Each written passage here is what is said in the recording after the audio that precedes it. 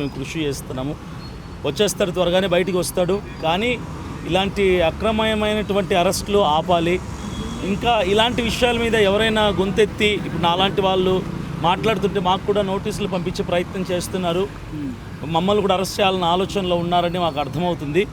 కాబట్టి ఇట్లాంటి అక్రమ అరెస్టులు ఆపాలి. ఇప్పటికైనా సరే ఎలాంటి తప్పు లేకుండా ఒక వ్యక్తిని అరెస్ట్ చేసి చెంచల్గూడ జైల్లో పెట్టడం అనేది అది చాలా తప్పు. యావత్ క్రైస్తవ సమాజం అంతా కూడా దిగ్భ్రాంతిలో ఉంది, ఆందోళనలో ఉంది, చాలా బాధలో ఉన్నారు. ఆల్రెడీ ప్రవీణ్ పగడాల గారి యొక్క మరణం తర్వాత క్రైస్తవులంతా కూడా ఒక కన్ఫ్యూజన్ స్టేట్లోకి వెళ్ళిపోయారు.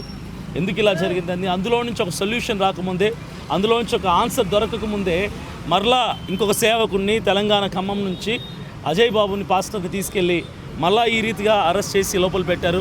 ఏదేమైనా సార్ ఆయన మీద 5-6 కేసులు నమోదు చేశారు. వాటన్నిటి నుంచి విడిపించడానికి అడ్వకేట్స్ని పెట్టారు. ఫ్యామిలీ మెంబర్స్ కానీ మేము కానీ మా వంతు కృషి మేము చేస్తున్నాం. ఖచ్చితంగా వీలైనంత త్వరగా అజయ్ బాబు బయటకు వస్తాడు. అజయ్ బాబు సేఫ్గా ఉన్నాడు, ధైర్యంగా ఉన్నాడు. బయటకు వచ్చిన తర్వాత అతని సేవని అతను కొనసాగిస్తాడు. ఎలాంటి భయాందోళనకి ఏం గురి అవ్వాల్సిన అవసరం లేదు. అతను న్యాయబద్ధంగానే పనిచేశాడు కాబట్టి తన పని తను చేసుకుంటూ ముందుకు వెళ్ళిపోతాడని మీ టీవీ మీరు అంటున్నారు. సీతాదేవుని పైన అదేవిధంగా హిందూ దేవుల పైన అనుచిత వ్యాఖ్యలు చేశారని చెప్పేసి పోలీసులు చెప్తున్నారు. మీరేమంటారు? రాధా మనోహర్ దాస్ కంటే ఎవరు ఎక్కువ అనుచిత వ్యాఖ్యలు చేయలేదు. రాధా మనోహర్ దాస్ మీద 170 కేసులు పెట్టారు, ఎఫ్ఐఆర్లు కట్టారు. రాధా మనోహర్ దాస్ని ఎవరు లోపల పెట్టలేదే. హమారా ప్రసాద్ పొద్దున్న లేచిన దగ్గర నుంచి ఇదే పనులు టీవీ ఛానళ్ళల్లో, యూట్యూబ్ ఛానళ్ళల్లో క్రైస్తవ దేవుణ్ణి, క్రైస్తవ గ్రంథాన్ని తిడుతూ ఉంటారు. కరుణాకర్ సుగుణ అనే వ్యక్తి భయంకరమైన బండబూతులు మాట్లాడుతూ, దుర్భాషలాడుతూ, కించపరుస్తూ, హేళన చేస్తూ మాట్లాడుతూ ఉంటాడు. అతని మీద కేసులు పెట్టాము, అతను అరెస్ట్ చేయలేదే. పార్వతి అనే ఒక ఆవిడ ఈ మధ్యకాలంలో క్రైస్తవులు కించపరిచి మాట్లాడుతుంది. ప్రవీణ్ పగడాల గారు మరణిస్తే వాడు వీడని దుర్భాషలాడుతూ, దేశద్రోహి అంటూ రకరకాల నిందలు వేసి చనిపోయిన వ్యక్తి మీద మానవత్వం కూడా లేకుండా మతపరమైనటువంటి చిచ్చులు పెడుతూ మత విద్వేషాలు రెచ్చగొట్టే విధంగా వీళ్ళందరూ మాట్లాడుతుంటే వాళ్ళని ఎందుకు అరెస్ట్ చేయట్లేదు, వాళ్ళని ఎందుకు తీసుకెళ్ళి జైల్లో పెట్టట్లేదు? సరే అజయ్ బాబు చేసింది తప్పే అనుకుంటే మరి వాళ్ళు చేసిందంటే అంతకంటే పెద్ద తప్పు కదా. ఈయనకంటే 10 రెట్లు తప్పు చేశారు కదా. మరి వాళ్ళ మీద ఎందుకు చట్టం యాక్షన్ తీసుకోవట్లేదు? పోలీస్ డిపార్ట్మెంట్ వాళ్ళని ఎందుకు అరెస్ట్ చేయడం లేదు? వాళ్ళనేమో సొసైటీలో ఫ్రీగా తిరగడానికి అవకాశం ఇచ్చేసి మా సేవకులు ఎవరైనా పొరపాటున ఒక్క మాట మాట్లాడితే తీసుకెళ్ళిపోయి చప్పా పెట్టుకుని ఎత్తుకుని వెళ్ళిపోయి సంచల్గూడ జైల్లో, చర్లపల్లి జైల్లో పెడతారు. ఇది ఎంతవరకు కరెక్ట్ అని నేను అడుగుతున్నా. బెయిల్ వచ్చేస్తుంది. అవన్నీ డీటెయిల్స్ అని చెప్పాల్సిన అవసరం లేదు. బెయిల్ వస్తుంది. మేము ఆ ప్రయత్నం మేము చేస్తున్నాం. అడ్వకేట్స్ వాళ్ళ శక్తి లోపం లేకుండా వాళ్ళు ప్రయత్నం చేస్తున్నాడు. అజయ్ బాబు త్వరలోనే బయటకు వచ్చేస్తాడు, క్షేమంగా వస్తాడు, తన పని తను చేసుకుని ముందుకెళ్ళిపోతాడు. పగడాల ఇష్యూ నడుస్తున్నప్పుడే ఈ అజయ్ని కూడా లోపడేయడానికి మీరు ఎలా చూస్తారు? ప్రవీణ్ పగడాల గారి మీద మొత్తం యావత్ 2 రాష్ట్రాల క్రైస్తవుల ఫోకస్ అంతా ఆయన మీద ఉంది. పోస్ట్మార్టం రిపోర్ట్ కోసం ఎదురు చూస్తున్నారు. అయితే ఆ పోస్ట్మార్టం రిపోర్ట్ విషయంలో ఏదైనా వాళ్ళు ఇచ్చిన దాన్ని క్రైస్తవులు ఎలా రియాక్ట్ అవుతారో, ఎలా రెస్పాండ్ అవుతారో తెలియని ఆ డిపార్ట్మెంట్ వాళ్ళు ఈ ప్రవీణ్ పగడాల ఇష్యూ నుంచి యావత్ క్రైస్తవ సమాజం అంతటిని కూడా, వరల్డ్ వైడ్గా ఉన్న క్రైస్తవ సమాజం అంతటిని కూడా 1000 కళ్ళతో పోస్ట్మార్టం రిపోర్ట్ కోసం ఎవరైతే ఎదురు చూస్తున్నారో వాళ్ళందరినీ ఫోకస్ షిఫ్ట్ చేయడానికి అజయ్ బాబుని వాడుకున్నారు. అజయ్ బాబుని అరెస్ట్ చేశారు.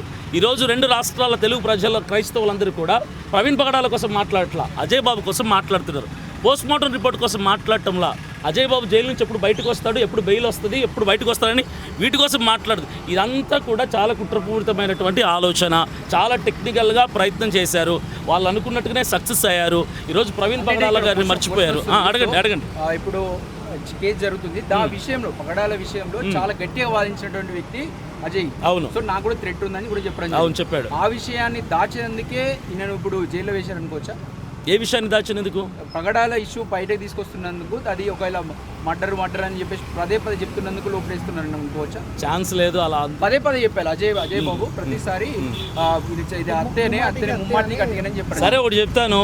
పోస్ట్మార్టం రిపోర్ట్ రానంత వరకు అఫీషియల్గా, లీగల్గా పోలీస్ డిపార్ట్మెంట్ వారు వాళ్ళు డిక్లేర్ చేసే వరకు ఇది మర్డర్ అని కానీ లేదంటే యాక్సిడెంట్ అని కానీ హత్య అని నిర్ధారించి మాట్లాడడం తప్పు అంటున్నారు కదా.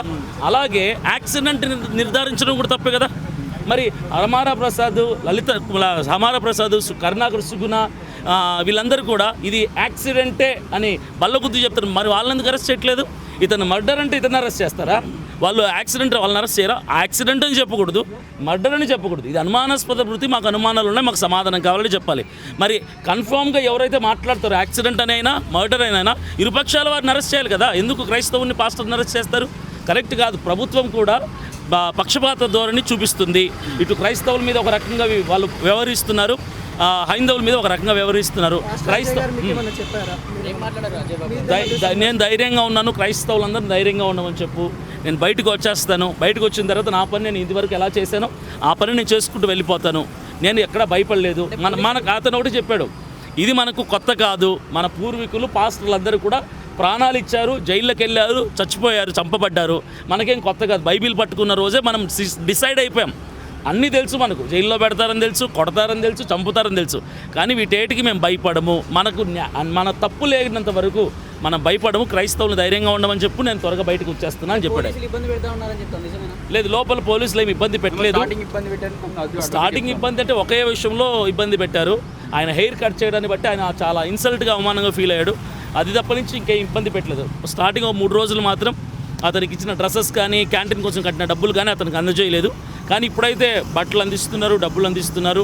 బాగా లోపలైతే అతన్ని ఇబ్బంది పెట్టలేదు. డిపార్ట్మెంట్ వాళ్ళు కూడా ఏ గలీజ్ మాటలు తిట్టట్లేదు. ఒక గుండు కటింగ్ చేయడం మాత్రమే అతను బాధపడ్డాడు. అలాగే అతన్ని ఖమ్మంలో అరెస్ట్ చేసిన పోలీసులు కూడా అతన్ని చాలా గౌరవప్రదంగా చూసుకున్నాడు అతను చెప్పాడు.